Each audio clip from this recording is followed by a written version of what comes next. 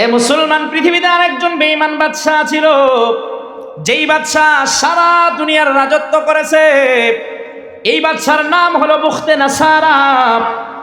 এই বুখতে নাসারার কাছেও যখন আজরাইল আসছে, সেও কিন্তু তার ক্ষমতার বলে নির্দিষ্ট হায়াতের চেয়ে 1 সেকেন্ড সময় বেশি বাঁচতে পারে না। এই কথা বলেন ঠিক কিনা? আর এই পৃথিবীতে যেই দুইজন মুসলমান বাদশা পৃথিবীকে শাসন করেছে, এই দুইজনের ভিতরে একজনের নাম হলো বাদশা সুলাইমান, আর একজনের নাম হলো বাদশা যুলকারনাইন। হযরত সুলাইমান আলাইহিস সালাতু ওয়াস সালাম কে আমার আল্লাহ এমন রাজত্ব দিয়েছিলেন, তিনি শুধু মানুষের রাজত্ব না, তিনি সারা দুনিয়ার সমস্ত মাখলুকাতের রাজত্ব করেছেন। কথা বলেন ঠিক কিনা? হযরত সুলাইমান আলাইহিস সালাতু ওয়াস সালাম আল্লাহর ঘর নির্মাণ করে, আল্লাহর ঘর বানায়। হায়াত শেষ হয়ে গেল, আমার আল্লাহ আজরাইলকে পাঠিয়ে দিলেন। আজরাইল এসে বলতেছেন, সুলাইমান, তোমার হায়াত শেষ হয়ে গেল, আল্লাহ পাক রব্বুল আলামিন তোমার জানটা কবজ করে নেওয়ার জন্য আমারে পাঠাইছেন। হযরত সুলাইমান আলাইহিস সালাতু ওয়াস সালাম তিনি আজরাইলকে ডেকে বলেন, ভাই একটু সুযোগ দেওয়া যায় না? আল্লাহর ঘর নির্মাণ করতেছি, একটু সময় দাও না আমারে, একটু সুযোগ দাও আমারে, ঘরটা নির্মাণ শেষ হোক, তারপরে তুমি আমার জানটা কবজ করো। আজরাইল সুলাইমান আলাইহিস সালাতু ওয়াস সালামকে ডাক দিয়ে বলে, সুলাইমান, আমার আল্লাহ তোমার হায়াতটাকে নির্ধারিত করে দিয়েছেন। এই নির্দিষ্ট নির্ধারিত হায়াতের চেয়ে 1টা সেকেন্ডও এই দুনিয়ায় তোমাকে বেশি বাঁচতে দেওয়ার সুযোগ আমার নাই। হযরত সুলাইমান আলাইহিস সালাতু ওয়াস সালাম চলে গেলেন। আর একজনের নাম হলো বাদশা যুলকারনাইন, যিনি পৃথিবীর পূর্ব প্রান্ত থেকে পশ্চিম প্রান্ত, উত্তর থেকে দক্ষিণ মেরু, দক্ষিণ থেকে উত্তর মেরু সারা পৃথিবীর রাজত্ব করলেন। বাদশা যুলকারনাইনও তিনি এই দুনিয়া থেকে চলে গেলেন। এই 4জন মানুষ, তারা কিন্তু তাদের রাজত্বের বলে এই দুনিয়ায় নির্দিষ্ট হায়াতের চাইতে 1টা সেকেন্ড সময়ও বেশি বাঁচতে পারে না। এই কথা বলেন ঠিক কিনা? আল্লাহ বলছেন, ইন্নাকা জামিউন নাস লিয়াউমিল লা রাইবা ফি। আল্লাহ বলতেছেন, যেই দিনের ব্যাপারে কোনো সন্দেহ নাই, সেদিন আল্লাহ পাক রব্বুল আলামিন সমস্ত মানুষকে একত্রিত করবেন। বলেন তো দেখি, কোন দিনের ব্যাপারে সন্দেহ নাই? কোন দিনের ব্যাপারে সন্দেহ নাই? বলেন না, জানেন না আপনারা? এত ফতোয়া না আপনারা দেন। হুজুররা যখন মসজিদের মেম্বারে বসে বয়ান করে ফতোয়া দেয়, তখন নিচে বসে আপনারা সমালোচনা করেন যে হুজুরের চাইতে আমি কম বুঝি। এরপরে হুজুররা মসজিদে বয়ান করে না? কি বলেন, বয়ান করে না? কিছু লোক বাইরে এসে এরপরে গুগলে সার্চ করে, তা দেখি হুজুরের কথা আর গুগলের কথা মিল আছে নাকি? আছে না নাই? কথা কন, আছে না নাই? তো কোন দিনের ব্যাপারে সন্দেহ নাই? ওই দিনটা সম্পর্কে আপনারা জানেন না? মালিক ইয়াউমিদ্দিন। কোন দিন বলেন না? কোন দিন? দৈনন্দিন 5 ওয়াক্ত নামাজের ভিতরে পড়তেছেন আলহামদুলিল্লাহ রাব্বিল আলামিন, পড়তেছেন না? মালিক ইয়াউমিদ্দিন পড়েন না? আর রহমানির রহিম মালিক ইয়াউমিদ্দিন। হাসরের দিন, যেদিন আল্লাহ পাক রব্বুল আলামিন হাসরের মাঠ কায়েম করবেন, সেদিনের ব্যাপারে কোনো সন্দেহ যেটা বলেন আছে? যার সন্দেহ আছে তার ভিতরে ঈমান নাই। যার সন্দেহ আছে তার ভিতরে কি নাই? ঈমান নাই। আর যার সন্দেহ নাই সে হলো কি? ঈমানদার। আল্লাহ পাক রব্বুল আলামিন হাসরের দিন, হাসরের ময়দানে আমাদের সবাইকে একত্রিত করবেন। অন্য আয়াতের ভিতরে আসছে, আল্লাহ বলছেন সুম্মা ইলাইনা তুরজাউন। আল্লাহ বলছেন, তোমরা আমার কাছে প্রত্যাবর্তন করবে, আমার কাছে ফিরে আসবা। সন্দেহ আছে? অন্য আয়াতের ভিতরে আসছে সুম্মা ইন্নাকুম ইয়াউমাল কিয়ামাতি তুবআসুন। আল্লাহ বলছেন, কিয়ামতের দিন তোমাদেরকে পুনরুত্থিত করা হবে, তোমাদেরকে পুনরুজ্জীবিত করা হবে। সন্দেহ আছে? জোরে বলেন। যদি সন্দেহ থাকে এই দিনগুলোর ব্যাপারে, এই কথাগুলোর ব্যাপারে, তাহলে ঈমান থাকবে না, ঈমান থেকে আলাদা হয়ে যাবে। সন্দেহ কাদের আছে? এই কথাগুলোর ব্যাপারে সন্দেহ কাদের আছে? পৃথিবীতে যারা নাস্তিক তাদের সন্দেহ আছে। নাস্তিক ছাড়া আর কোনো মানুষের সন্দেহ নেই। নাস্তিক মুসলিমদের থেকেও হতে পারে, অমুসলিমদের থেকেও হতে পারে। শুধু যে মুসলমানদের ভিতর থেকে মানুষ নাস্তিক হয় বিষয়টা এমন না, অমুসলিমদের থেকেও নাস্তিক আছে। কি বলেন, আছে না নাই? আবার আস্তিক মুসলমানদের ভিতরেও থাকতে পারে, আস্তিক অমুসলিমদের ভিতরেও আছে। মুসলমানদের ভিতরে তো আছেই, মানে অমুসলিমদের ভিতরেও আস্তিক আছে। আছে না নাই? কিছুদিন আগে আমার মাদ্রাসার একজন মিস্ত্রি, আপনার রাজমিস্ত্রি কাজ করতেছে, হিন্দু মানুষ। আমি তাকে জিজ্ঞেস করলাম, তার সাথে দীর্ঘক্ষণ আমার আলোচনা। এক পর্যায়ে বললাম, এই আপনারা যে দুনিয়াতে মরবেন, মরার পরে তো আপনাদেরকে পুরায়া আগুন দিয়ে পুরায়া দেয়, আপনাদের ছাইগুলোকে বাতাসের সাথে উড়াইয়া দেয়। আপনাদের কি আর কোনো জগৎ নাই দুনিয়ার জগৎ বাদ দিয়া? কয় আছে তো। আমি বললাম, সেই জগতের নাম কি? কয় পরজগৎ। পরজগৎ।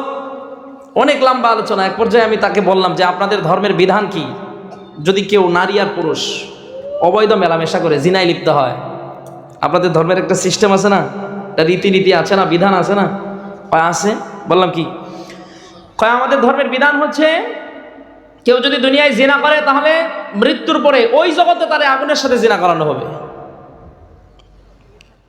তো আমি তারে বললাম যে তাহলে আপনি পরজগৎ সম্পর্কে বিশ্বাস করেন? বিশ্বাস আছে। কয় হ্যাঁ আছে। আর একটা হিন্দুদের দুইটা সংস্কৃতি শব্দ আছে, একটার নাম হলো নরক আর একটার নাম হলো স্বর্গ। আছে না নাই? যেটা বলেন নরক মানে কি? যেটাকে আমরা বলি জাহান্নাম। আমরা যেটাকে কি বলি? জাহান্নাম। এটা হিন্দুরা তাদের সংস্কৃতি ভাষায় কি বলে? নরক বলে। আর তাদেরটা হলো স্বর্গ। আমরা যেটাকে বলি জান্নাত, এটা তারা বলে কি? স্বর্গ। আচ্ছা, হিন্দুদেরকে জিজ্ঞেস করবেন, ভাই নরক আর স্বর্গ এই দুইটা জায়গা মানুষ কখন পাবে? দুনিয়ায় বেঁচে থাকা অবস্থায় পাবে, নাকি মরার পরে যে আরেকটা জগৎ শুরু হবে ওই জগতে গিয়ে পাবে? তারা এই কথা বলবে যে ওই জগতে গিয়ে পাবে, এই জগতে পাওয়ার এগুলো সুযোগ নাই। তাহলে বোঝা গেল হিন্দু ভাইদেরও পরকালের প্রতি বিশ্বাস, কথা বলেন, আছে না নাই? আছে। এবং মৃত্যুর পরে তারা পুনরুজ্জীবিত হবে, আল্লাহর সামনে তারা পুনরুত্থিত হবে, এই কথার প্রতিও তাদের বিশ্বাস আছে। কিন্তু তারা রবের সাথে, মালিকের সাথে শরীক স্থাপন করে। তারা মনে করে যে রব একা না। খ্রিস্টানরা তৃত্ববাদে বিশ্বাসী, তিন খোদায় বিশ্বাসী। কয় খোদায়? আল্লাহ মরিয়মকে আল্লাহ পাক রব্বুল আলামিনের বিবি সাব্যস্ত করে, আর ঈসা রূহুল্লাহ আলাইহিস সালাতু ওয়াস সালামকে আল্লাহর বেটা সাব্যস্ত করে। তৃত্ববাদে বিশ্বাসী। তারাও তো মুশরিক। কি বলেন, মুশরিক না? তাদের কিন্তু আল্লাহর প্রতি বিশ্বাস আছে, কিন্তু আল্লাহর সাথে শরীক স্থাপন করে। এই জন্য আল্লাহর সাথে শরীক স্থাপন করার কারণে তারা চির জাহান্নামী হবে। ঠিক তদ্রূপ হিন্দু ভাইয়েরা, তারাও আল্লাহ পাক রব্বুল আলামিনের সাথে শরীক স্থাপন করার কারণে তারাও চির জাহান্নামী হবে। আবাদুল আবাদ তারা জাহান্নামে থাকবে। জাহান্নাম থেকে মুক্তি পাওয়ার কোনো রাস্তা নাই তাদের জন্য। ওয়া মান ইউশরিক বিল্লাহ ফাকাদ হারামাল্লাহু আলাইহিল জান্নাহ ওয়া মাওয়াহুন নার। আল্লাহ বলছেন এটা, যে যারা আল্লাহর সাথে শিরিক করবে, শরীক স্থাপন করবে, আল্লাহ পাক রব্বুল আলামিন তাদের জন্য জান্নাত হারাম করে দিবেন, জাহান্নাম তাদের ঠিকানা বানিয়ে দিবেন। তামাম যে বিষয়টা আমি আপনাদেরকে বোঝাইতে চাচ্ছি, দেখেন পরকালের প্রতি অনেক হিন্দু ভাইদেরও বিশ্বাস আছে। কথা বলেন, আছে না নাই? মৃত্যুর পরে পুনরুজ্জীবিত হতে হবে, পুনরুত্থিত হতে হবে, আল্লাহর সামনে উঠে দাঁড়াতে হবে, এই কথার প্রতি বিশ্বাস তাদেরও আছে। কিন্তু যারা নাস্তিক, তাদের পরকালের প্রতি বিশ্বাস নাই, কবরের প্রতি বিশ্বাস নাই, কবরে যে শাস্তি আছে এগুলোর প্রতি বিশ্বাস নাই, এই হাসরের ময়দান সম্পর্কে বিশ্বাস নাই, জান্নাত জাহান্নাম সম্পর্কে তাদের কোনো বিশ্বাস নাই। তারা বলে সব কিছু হচ্ছে প্রাকৃতিক। আচ্ছা, সব কিছুই প্রাকৃতিক, প্রকৃতি রেখে বানাইল? বলেন না। সারা পৃথিবীতে দুই শ্রেণীর মানুষ, আস্তিক এবং নাস্তিক। যারা আস্তিক তারা তো রবের প্রতি বিশ্বাস স্থাপন করে, পরকালের প্রতি বিশ্বাস করে, কবরের প্রতি, জান্নাত জাহান্নামের প্রতি বিশ্বাস করে। কিন্তু যারা নাস্তিক তারা জান্নাত জাহান্নাম পরকাল কোনো কিছুর প্রতি বিশ্বাস করে না। এবার আপনি যদি নাস্তিকদেরকে ডেকে জিজ্ঞেস করেন, ভাই মৃত্যুর ব্যাপারে আপনার ধারণা কি? আপনি কি মৃত্যুকে বিশ্বাস করেন? মৃত্যু যে আপনার কাছে আসবে, এসে যে আপনাকে ধরবে, পাকড়াও করবে, এ ব্যাপারে আপনি বিশ্বাস করেননি? মুসলমান নাস্তিক যদি আপনার সাথে সত্য কথা বলে, আপনার সাথে অকপটে নির্দ্বিধায় কথা স্বীকার করতে সে বাধ্য হবে যে মৃত্যুর ব্যাপারে আমি সন্দিহান নয়, মৃত্যুর ব্যাপারে আমার কোনো সন্দেহ নাই, অবশ্যই অবশ্যই আমাকে মৃত্যুবরণ করতেই হবে, করতেই হবে। মৃত্যুর হাত থেকে আমি নাস্তিকও বাঁচতে পারবো না। কথা বলেন ঠিক কিনা? আল্লাহ পাক রব্বুল আলামিন কোরআনে কারীমের ভিতরে বললেন, কুল্লু নাফসিন যায়িকাতুল মাউত। আল্লাহ বলেন, দুনিয়ার মানুষ শোনো, আমি আল্লাহ পাক রব্বুল আলামিন যার ভিতরে রূহ সঞ্চার করেছি, আমি আল্লাহ যাকে রূহ দিয়েছি, আমি আল্লাহ যাকে জীবন দিয়েছি, অবশ্যই প্রত্যেকটা জীবকে মৃত্যুর স্বাদ আস্বাদন করতে হবে। মুসলমান এই মৃত্যুর হাত থেকে কেউ রক্ষা পাবে না। এই মৃত্যুর হাত থেকে কারো বাঁচার সুযোগ নাই। এই দুনিয়ায় একজন যদি টাকাওয়ালা হয়, এই দুনিয়ায় যদি একজন শিল্পপতি হয়, এই দুনিয়ায় একজন মানুষ যত ক্ষমতাওয়ালাই হোক না কেন, বলেন তো দেখি এই লোকটা তার ক্ষমতাকে ব্যবহার করে দুনিয়ায় চিরদিন বাঁচতে পারবে নাকি? জোরে বলেন, বাঁচতে পারবে নাকি? মুসলমান এই পৃথিবীতে এমন চারজন মানুষ ছিল, যেই চারজন মানুষ সারা পৃথিবীর রাজত্ব করেছে। এই চারজনের ভিতরে দুইজন হলো বেঈমান আর দুইজন হলো ইমানদার। যেই দুইজন বেঈমান সারা পৃথিবীর রাজত্ব করেছে, এই দুইজন বেঈমানের ভিতরে একজন বেঈমানের নাম হলো নমরুদ। নমরুদকে আমার আল্লাহ সারা পৃথিবীর রাজত্ব দিয়েছিলেন। নমরুদ সারা পৃথিবীর রাজত্ব পাওয়ার পর এত অহমিকার, এত অহংকারী ভাব নিয়ে দুনিয়ায় চলছে। সর্বশেষ এক পর্যায়ে নমরুদ নিজের খোদা বানাইয়া দিছে। কথা বলেন ঠিক কিনা? নমরুদ নিজের খোদা বানাইয়া দিছে, খোদা দাবি করছে। এক পর্যায়ে নমরুদ এমন দুঃসাহস দেখায়, নমরুদ আমার আল্লাহর সাথে যুদ্ধের ঘোষণা দেয়। আল্লাহ পাক রব্বুল আলামিন বলেন, নমরুদ তোরে দুনিয়ার বাদশাহী দিয়েছি, কিন্তু নমরুদ আমি আল্লাহ তোরে সব কিছু দেই নাই। আমি আল্লাহ পাক রব্বুল আলামিন তোরে দুনিয়ার বাদশাহী দিয়া আমি আল্লাহ তোরে একটা পরীক্ষার ভিতরে ফালাইয়া দিছি। এই নমরুদ দেখবো আমি তুই পরীক্ষায় পাস করিস না ফেল করিস। নমরুদ একটা পর্যায়ে ক্ষমতা পাওয়ার পর যখন আমার আল্লাহর সাথে যুদ্ধের ঘোষণা দেয়, আল্লাহ পাক রব্বুল আলামিনকে লক্ষ্য করে তীর নিক্ষেপ করে আল্লাহ ফেরেশতাদেরকে ডেকে বলেন, এই ফেরেশতারা নমরুদের তীরটা খালি ফিরাইয়া দেস না, একটু রক্ত লাগাইয়া দে। ফেরেশতারা নমরুদের তীরের ভিতরে রক্ত লাগাইয়া দেয়। নমরুদ তীরটা হাতে পাওয়ার পর তার ওজির নাজির মন্ত্রী পরিষদ যারা আছে সবাইকে দেখায় বলে, এই যে দেখো আমি আল্লাহকে হত্যা করে ফেলছি। আল্লাহ বলতে রব বলতে আর কেউ নাই। নাউজুবিল্লাহ বলেন, এই আরো জোরে বলেন না নাউজুবিল্লাহ। আল্লাহ পাক রব্বুল আলামিন বলেন, নমরুদ এই দুনিয়ার ক্ষমতা পাওয়ার পর তোর ভিতরে এত বাহাদুরি, এত অহংকার, আমি আল্লাহ মুহূর্তের ভিতরে তোর অহংকারকে ধূলিসাৎ করে দিব। আমি আল্লাহ তোর অহংকারকে শেষ করে দিব। আল্লাহ পাক রব্বুল আলামিন একটা ল্যাংড়া মশা নমরুদের মাথায় পাঠায় দিলেন। নমরুদের মাথায় যখন ল্যাংড়া মশা ঢুকছে, নমরুদের মাথায় তখন যখন ল্যাংড়া মশা ঢুকার পরে যখন কামড় দেয়, হাত দিয়ে থাপড়া দেয়, মশাটা একটু থেমে থাকে। এক পর্যায়ে সবাইকে নিয়ে পরামর্শ করলো, ডাক্তারদের একটা বোর্ড বসছে যে বাচ্চার মাথায় তো কি জানি ঢুকছে, শুধু মাথায় ডিস্টার্ব করে কি করা যায়। সকালে মিলে পরামর্শ করে সিদ্ধান্তে উপনীত হলো, নরম কোনো বস্তু দিয়ে তার মাথায় বাড়ি দিলে মনে হয় একটু ভালো থাকবে। কারণ শক্ত জিনিস দিয়ে যদি মাথায় বাড়ি দেওয়া হয় তাহলে মাথা ফেটে মারা যাওয়ার সম্ভাবনা আছে না নাই? জোরে বলেন আছে না নাই? তৎকালীন জামানায় মাথায় পিটানোর জন্য সবচেয়ে সুবিধাজনক বস্তুর নাম হলো জুতা। সুবিধাজনক বস্তুর নাম কি? জোরে বলেন। নমরুদের মাথায় জুতা দিয়ে পিটানো হয়। যারে পিটানোর দায়িত্ব দেওয়া হয়েছে জুতা দিয়ে আর কতক্ষণ পিটাবে? পিটাইতে পিটাইতে পিটাইতে পিটাইতে বিরক্ত। এক পর্যায়ে পাশে একটা লাঠি ছিল, এমন জোরে একবারই দিছে, একবারিতে নমরুদ শেষ।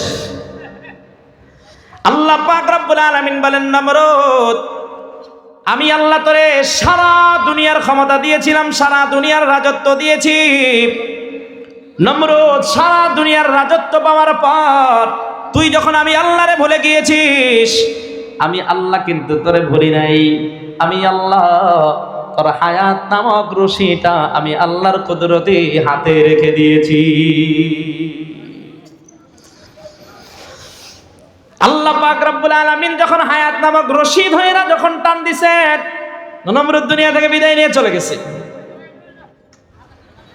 এ মুসলমান, পৃথিবীতে আরেকজন বেঈমান বাদশা ছিল, যেই বাদশা সারা দুনিয়ার রাজত্ব করেছে।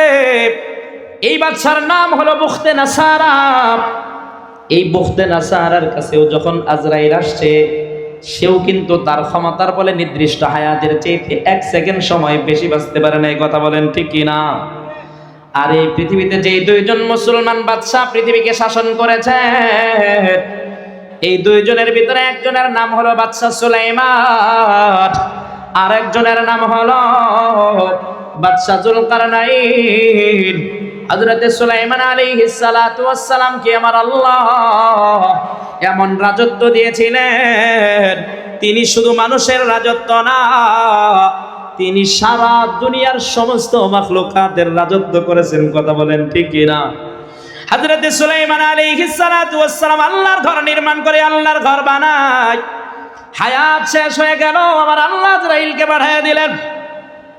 আজরাইল এসে বলতেছেন, সুলাইমান তোমার হায়াত শেষ হয়ে গেল, আল্লাহ পাক রব্বুল আলামিন তোমার জানটা কবজ করে নেওয়ার জন্য আমারে পাঠাইছেন।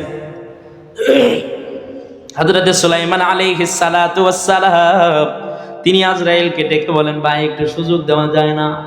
আল্লাহর ঘর নির্মাণ করতেছি, একটু সময় দাও না আমারে, একটু সুযোগ দাও আমারে, ঘরটা নির্মাণ শেষ হোক, তারপরে তুমি আমার জানটা কবজ করো। আজরাইল সুলাইমান আলাইহিস সালাতু ওয়াস সালামকে ডাক দিয়ে বলে, সুলাইমান আমার আল্লাহ তোমার হায়াতটাকে নির্ধারিত করে দিয়েছেন, এই নির্ধারিত হায়াতের চেয়ে একটা সেকেন্ডও এই দুনিয়ায় তোমাকে বেশি বাঁচতে দেওয়ার সুযোগ আমার নাই। হযরতে সুলাইমান আলাইহিস সালাতু ওয়াস সালাম চলে গেলেন। আর একজনের নাম হলো বাদশা যুলকারনাইন, যিনি পৃথিবীর পূর্ব প্রান্ত থেকে পশ্চিম প্রান্ত, উত্তর থেকে দক্ষিণ মেরু, দক্ষিণ থেকে উত্তর মেরু সারা পৃথিবীর রাজত্ব করলেন। বাদশা যুলকারনাইনও তিনি এই দুনিয়া থেকে চলে গেলেন। এই চারজন মানুষ তারা কিন্তু তাদের রাজত্বের বলে এই দুনিয়ায় নির্দিষ্ট হায়াতের চাইতে একটা সেকেন্ড সময়ও বেশি বাঁচতে পারে না। এই কথা বলেন ঠিক কিনা? মুসলমান আপনি আর আমিও, আল্লাহ পাক রব্বুল আলামিন আপনারে আমারে যে নির্দিষ্ট হায়াত দিয়েছেন, এই নির্দিষ্ট হায়াতের চাইতে একটা সেকেন্ডও কিন্তু আপনি আর আমি বেশিও বাঁচতে পারবো না। কথা বলেন ঠিক কিনা? আল্লাহ পাক রব্বুল আলামিন কোরআনে কারীমের ভিতরে বললেন, ইদা জাআ আজালুহুম ফালা ইস্তাখিরুনা সাআতাও ওয়ালা ইস্তাকদিমুন। আল্লাহ বলেন, বান্দা আমি আল্লাহ পাক রব্বুল আলামিন তোমার হায়াতটাকে নির্ধারিত করে দিয়েছি। বান্দা তোমার হায়াত শেষ হওয়ার এক সেকেন্ড আগেও তোমার কাছে আজরাইল আসবে না। আবার তোমার হায়াত যখন শেষ হয়ে যাবে, হায়াত শেষ হয়ে যাওয়ার পরে এরপরে তোমার এই দুনিয়ায় বান্দা আজরাইল আর একটা সেকেন্ডের জন্য তোমার দুনিয়ায় অবকাশ দিবে না। দিবে? বলেন দিবে নাকি? আমাদের হায়াত শেষ হয়ে যাওয়ার পরে আজরাইল কি আমাদেরকে দুনিয়ায় আর একটা সেকেন্ড সময় বেশি বাঁচতে দিবে? কথা বলেন দিবে? মুসলমান আমাদের বাংলাদেশের অনেক যুবক ভাইয়ারা এমন আছে, বিদেশের বাড়িতে যায়, ইনকামের জন্য যায়। কেন? কোটি কোটি টাকা ইনকাম করবে, কোটি কোটি টাকা ইনকাম করে এরপরে দেশে ফিরে এসে একটা বিলাসবহুল বাড়ি বানাবে, দুনিয়ায় যতদিন বাঁচবে ততদিন একটু আরাম আয়েশে দুনিয়ার জিন্দেগিটা কাটাবে। কি বলেন? এরকম উদ্দেশ্য আছে না? বিদেশে যাওয়ার জন্য একটা ভিসা পাসপোর্টের দরকার আছে না নাই? জোরে বলেন আছে না নাই? তো ভাই যদি বিদেশে যে ভিসাটা লাগায় বিদেশে যায়, ওই ভিসার একটা নির্দিষ্ট মেয়াদ থাকে, মেয়াদ যেদিন শেষ হয়ে যায় আবার পুনরায় ইচ্ছা করলে টাকা পয়সা দিয়ে ভিসার মেয়াদ বাড়াইতে পারে। পারে কি পারে না? জোরে বলেন পারে কি পারে না?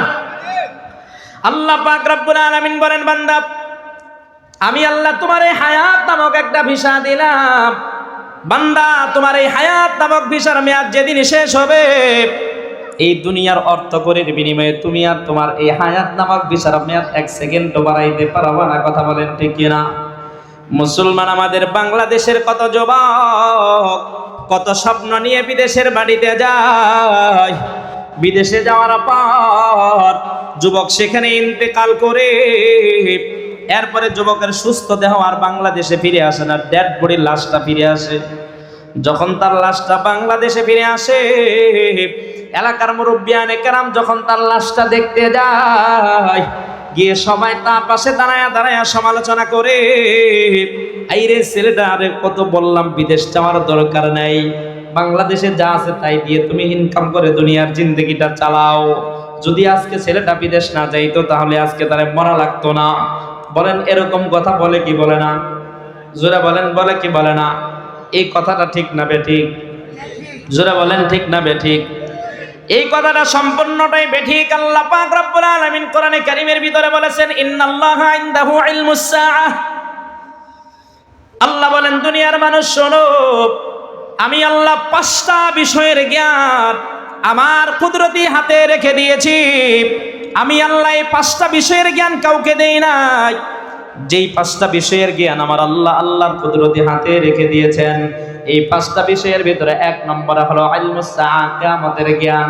আল্লাহ পাক রব্বুল আলামিন কিয়ামতের জ্ঞান কাউকে দেয় নাই। কিয়ামত কোন দিন হবে, কোন সময় হবে, কি অবস্থায় হবে, এটা পৃথিবীর কেউ বলতে পারবে না। কথা বলেন ঠিক কিনা? দ্বিতীয় নম্বরে আমার আল্লাহ বলেন, ওয়ায়ুনাজ্জিলুল গায়স। আল্লাহ বলেন, বান্দা এই যে তোমাদের উপরে, মাথার উপরে যে মেঘমালা দেখো, এই মেঘমালা কোথায় গিয়ে বৃষ্টি বর্ষণ করবে এটা পৃথিবীর কেউ জানে না, এটা জানি একমাত্র আমি আল্লাহ। কথা বলেন ঠিক কিনা? তৃতীয় নম্বরে আমার আল্লাহ বলেন, ওয়া ইয়ালামু মা ফিল আরহাম। আল্লাহ বলেন, বান্দা মায়ের পেটের ভিতরে, মায়ের উদরের ভিতরে কি আছে, ছেলে আছে না মেয়ে আছে, সন্তানটা সুস্থ না অসুস্থ, সন্তান যখন এই দুনিয়ায় আসবে তখন সুস্থ অবস্থায় আসবে না প্রতিবন্ধী হয়ে আসবে, এটা কেউ জানে না, একমাত্র জানেন কে? এই জোরে বলেন, জানেন কে? অনেক সময় মুসলমান এমন হয়, আমাদের মা বোনেরা যখন গর্ভবতী হয়, ট্রিটমেন্টের জন্য যখন আমরা ডাক্তারের কাছে নেই, ডাক্তার একটা আল্ট্রাসোনোগ্রাম করে বলে দিতে পারে পেটে ছেলে আছে না মেয়ে আছে, বলতে পারে কি পারে না? এই জোরে বলেন, বলতে পারে কি পারে না? আল্লাহ পাক রব্বুল আলামিন এই সময়ের কথা বলেন নাই। আল্লাহ পাক রব্বুল আলামিন 18 নম্বর পারা প্রথম পৃষ্ঠা সূরাতুল মুমিনুনের ভিতরে আল্লাহ বলে দিয়েছেন, ওয়ালাকাদ খালাকনাল ইনসানা মিন সুলালাতিন মিন তিন। আল্লাহ বলেন, বান্দা তোমার বাবাকে বানাইছি আমি আল্লাহ মাটি দিয়া, আর তোমাদেরকে বানাইছি মাটির নির্যাস দিয়া। এই মাটির ভিতরে যখন আপনি আর আমি গাছপালা লাগাই, এগুলো থেকে যখন ফল ফ্রুট হয় আপনার আমার বাবা ভক্ষণ করে। আল্লাহ পাক রব্বুল আলামিন আপনার আমার বাবার ওরসের ভিতরে এক প্রকার নাপাক পানি সৃষ্টি করে দেন। আল্লাহ তাআলা আপনার আমার মা বাবা দুইজনের আনন্দের মাধ্যমে নাপাক পানিটাকে মায়ের রেহেমের ভিতরে ঢুকায় দেন। আল্লাহ বলেন, সুম্মা জাআলনাহু নুতফাতান ফি ক্বারারিম মাকিন। এই নাপাক পানিটা যখন মায়ের রেহেমের ভিতরে ঢুকে, আল্লাহ বলেন ওই সময় আমি আল্লাহ এই নাপাক পানিটাকে তোমার মায়ের রেহেমের ভিতরে সুসংরক্ষিত অন্ধকারাচ্ছন্ন জায়গার ভিতরে আমি আল্লাহ এটাকে সুসংরক্ষণ করি। আল্লাহ বলেন এই নাপাক পানিটারে আমি আল্লাহ তখন 14টা পর্দা দিয়ে বেষ্টনী দিয়ে দেই। আল্লাহ বলেন, বান্দারে এই মায়ের রেহেমের ভিতরে যখন নাপাক পানিটা ঢুকলো, এই নাপাক পানি থেকে ছেলে হবে না মেয়ে হবে, সন্তানটা সুস্থ হবে না প্রতিবন্ধী হবে, এটা পৃথিবীর কোনো ডাক্তার, কোনো কবিরাজ, পৃথিবীর কোনো বিজ্ঞানী বলতে পারবে না। একমাত্র এই খবর আছে কার কাছে? আল্লাহ ব্যতীত এই খবর আর কারো কাছে নাই। কি বলেন, আছে? অনেক লম্বা আলোচনা, সেদিকে যাওয়া যাবে না, আমার বিষয় তো অন্যটা। তাহলে 3টা গেল। 1 নম্বরে কিয়ামতের জ্ঞান, 2 নম্বরে বৃষ্টি কোথায় হবে এই জ্ঞান, 3 নম্বরে হলো মায়ের পেটে কি আছে এই জ্ঞান কার কাছে? জোরে বলেন, কার কাছে? 4র্থ নম্বরে আমার আল্লাহ বলেন, ওয়া মা তাদরি নাফসুম মাযা তাকসিবু গাদা।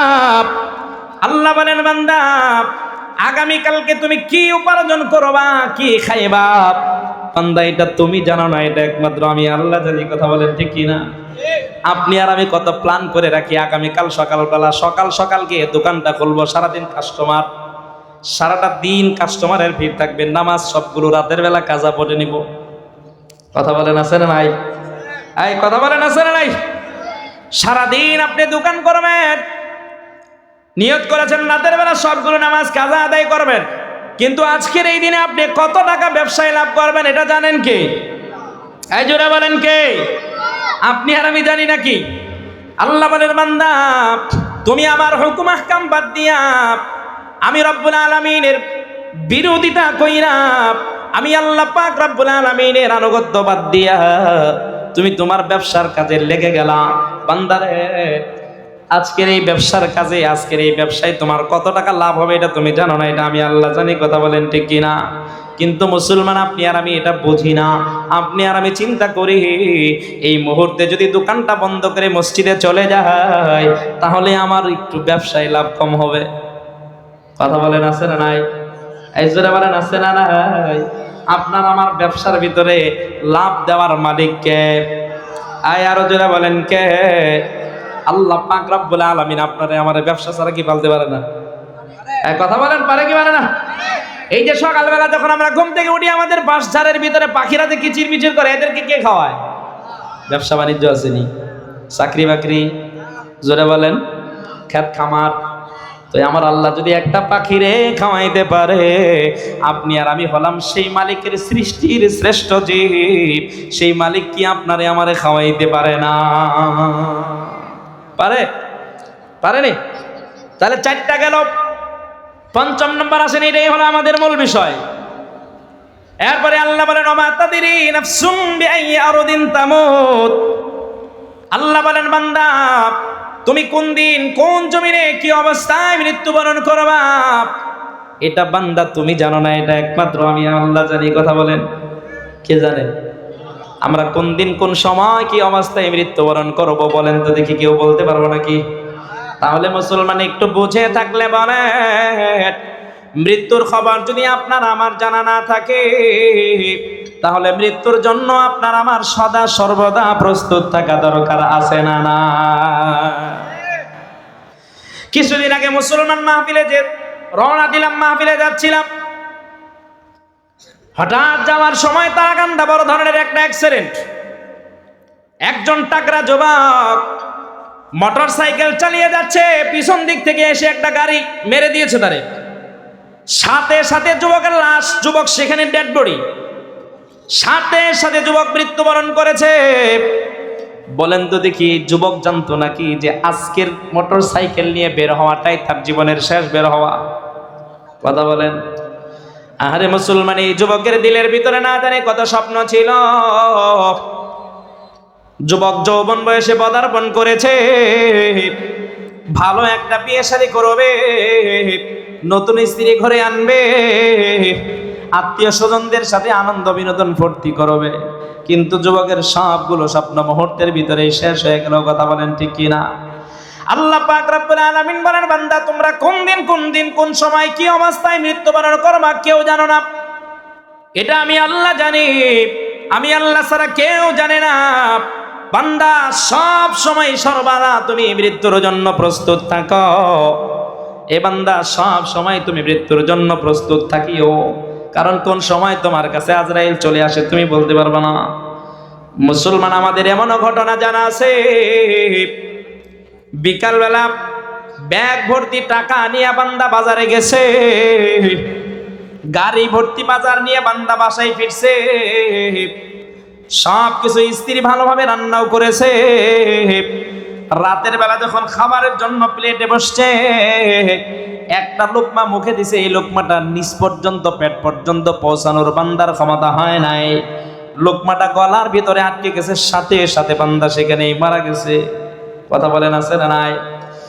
এই যে আজকের মাহফিলে আমরা এখানে যারা আসছি, আমরা যে এখান থেকে সুস্থতার সাথে বাড়িতে ফিরে যেতে পারবো কেউ বলতে পারবো?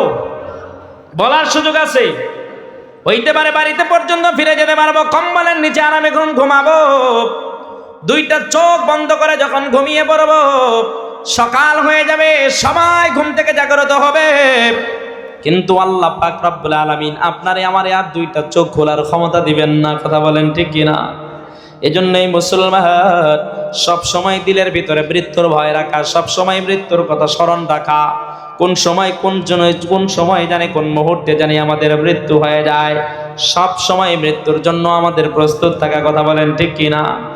মুসলমান, মৃত্যুর হাত থেকে আপনি আর আমি কেউ বাঁচতে পারবো না। আল্লাহ পাক রব্বুল আলামিন বলেন বান্দা, আইনামা তাকুনু ইউদরিকুমুল মাউত ওয়ালাউ কুনতুম ফি বুরুজিম মুশাইয়াদা। আল্লাহ বলেন বান্দা, তুমি যেখানেই থাকো না কেন, মৃত্যু অবশ্যই সেখানে গিয়ে তোমারে ধরবে। আল্লাহ বলেন বান্দা, তুমি যদি মৃত্যু থেকে বাঁচার জন্য এই দুনিয়া না, সেই সুদূর আকাশ পানে গিয়া সেখানেও যদি তুমি একটা মজবুত দুর্গ বানায় নাও, যেই দুর্গের ভিতরে এই দুনিয়ার কোনো আলো বাতাস প্রবেশ করে না, বান্দা সেখানে গিয়ে যদি তুমি আশ্রয় নাও, সেখানে গিয়ে মৃত্যু তোমার সাথে সাক্ষাৎ করবে, মৃত্যু তোমার সাথে আলিঙ্গন করবে, সেখানেও তুমি মৃত্যুর হাত থেকে বাঁচতে পারবা না। কথা বলেন ঠিক কিনা? এই জোরে বলতে হবে ঠিক কিনা?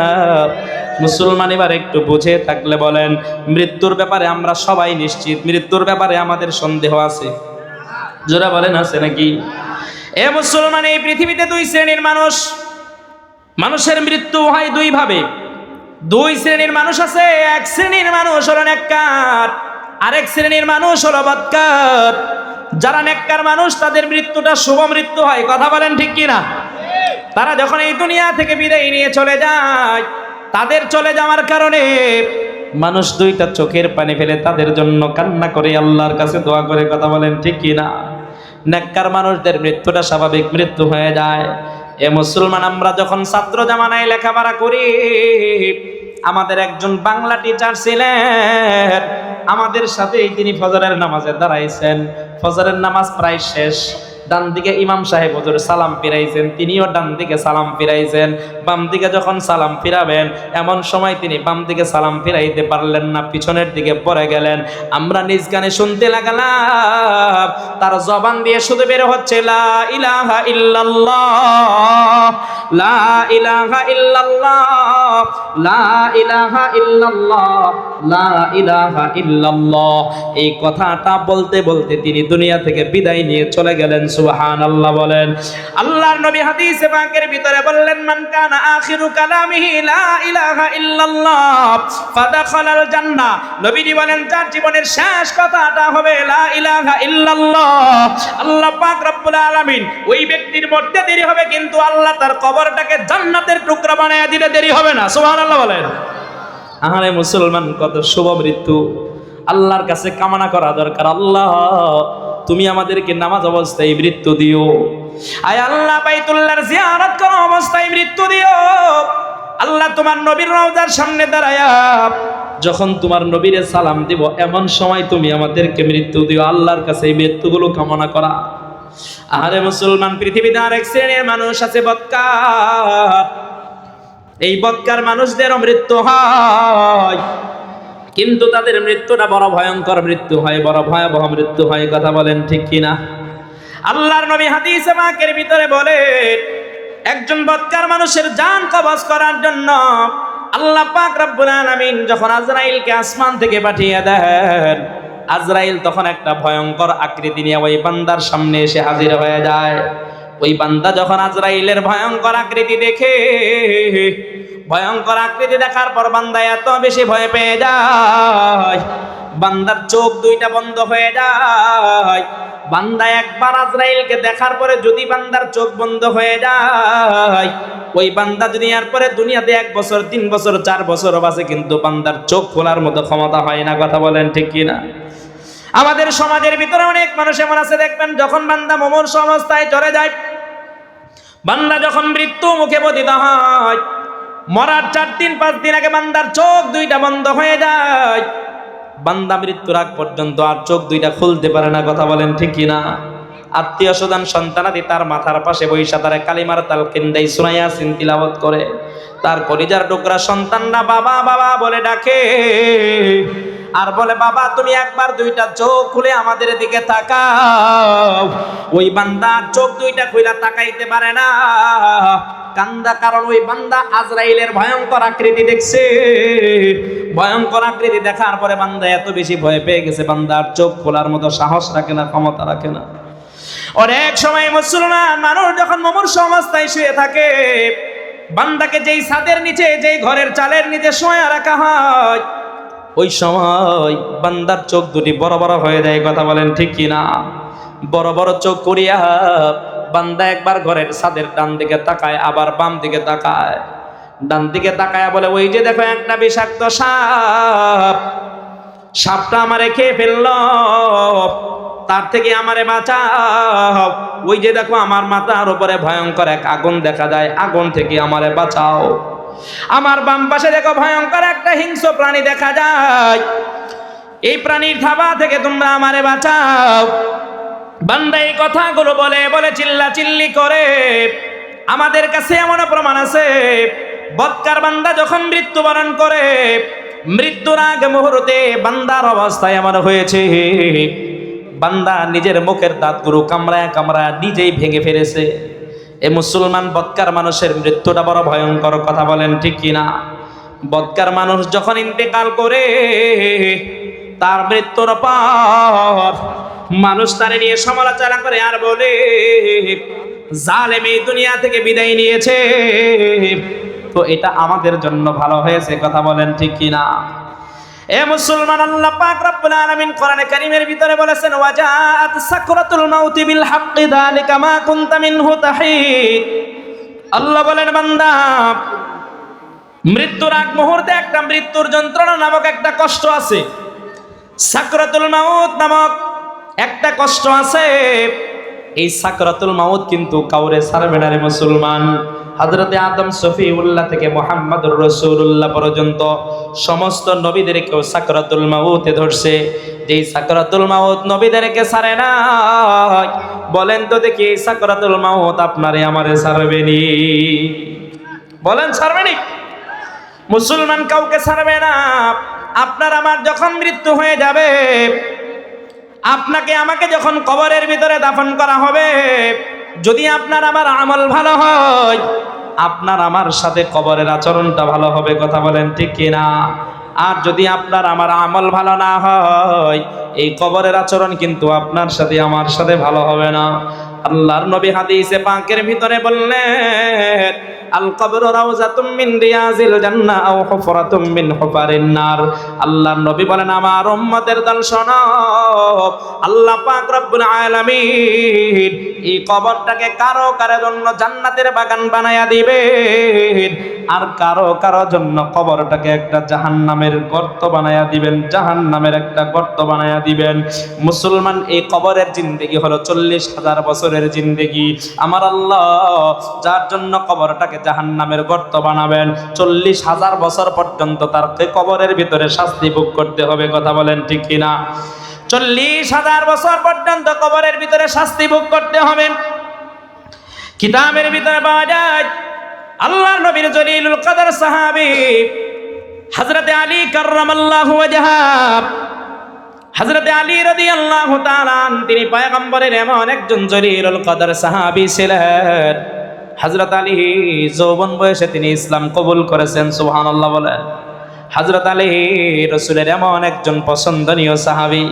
নবীজির মেয়ে যখন প্রাপ্তবয়স্কা হলেন, নবীজির মেয়ে, নবীজির কলিজার টুকরা ফাতেমার যখন বিয়ের বয়স হয়ে গেল, আল্লাহর হাবিব মদিনায় বিয়ের প্রস্তাব দিয়ে দিলেন। আল্লাহর হাবিবের বড় বড় ধনাঢ্য সাহাবায়ে কেরাম ফাতেমাকে বিয়ে করার জন্য রাসূলের কাছে দরখাস্ত করলেন। আল্লাহর হাবিব সবার দরখাস্ত প্রত্যাখ্যান করলেন, কারো দরখাস্ত তিনি কবুল করলেন না।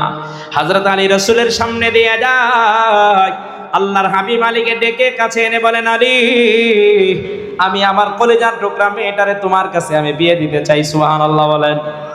হযরতে আলী রাজি হয়ে গেলেন, ফাতেমার সঙ্গে বিবাহ বন্ধনে আবদ্ধ হয়ে গেলেন। হযরত আলী এবং ফাতেমা দুইজনের সংসার বড় সুখের সংসার। তাদের দুইজনের সংসারের ভিতরে কোনো ঝগড়াঝাটি ফিতনা ফাসাদ ছিল না, কথা বলেন ঠিক কি না? এই ঝগড়াঝাটি ফিতনা ফাসাদ ছিল নাকি? ছিল।